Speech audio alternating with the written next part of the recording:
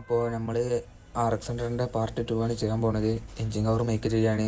അതിന് വേണ്ടിയിട്ട് 8mm മൾട്ടിവുഡിൽ നമ്മൾ RX-100ൻ്റെ എൻജിൻ കവറിൻ്റെ സ്കെച്ച് വരച്ചെടുത്ത് അത് കട്ട് ചെയ്ത് ഷേപ്പ് ചെയ്യുകയാണ് ചെയ്തത്. അങ്ങനെ രണ്ട് സൈഡും ഷേപ്പ് ചെയ്തെടുക്കുന്നുണ്ട്. ഒന്ന് മാത്രമേ ഞാൻ ഇപ്പോൾ ഇതിൽ കാണിക്കണുള്ളൂ.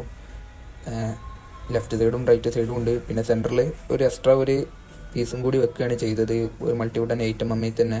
എന്നിട്ട് നമ്മൾ സിലിണ്ടർ ഹെഡും കൂടി കട്ട് ചെയ്യാണ് ചെയ്തത്. രണ്ടും കൂടി സ്കെച്ച് വരച്ച് സെയിം രീതിയിൽ തന്നെയാണ് സ്കെച്ച് വരച്ചുകൊണ്ട് റഫായിട്ടാണ് സ്കെച്ചൊക്കെ വരക്കണത്.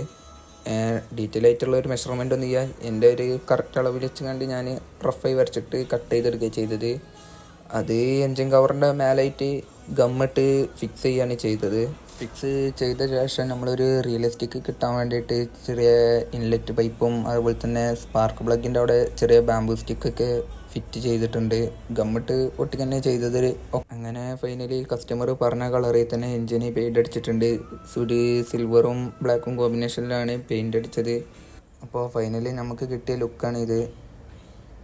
കുഴപ്പമില്ലാത്ത രീതിയിൽ നമുക്ക് ഫിനിഷിങ്ങും കാര്യങ്ങളൊക്കെ കിട്ടിയിട്ടുണ്ട്. കറക്റ്റ് ഒരു റിയലിസ്റ്റിക് ലുക്ക് തന്നെ കിട്ടിയിരിക്കണത്. ആ സിൽവറും ബ്ലാക്കും കൂടി കോമ്പിനേഷനും കൂടി വന്നപ്പോൾ പക്ക ഒരു റിയലിസ്റ്റിക് കിട്ടിയിട്ടുണ്ട്.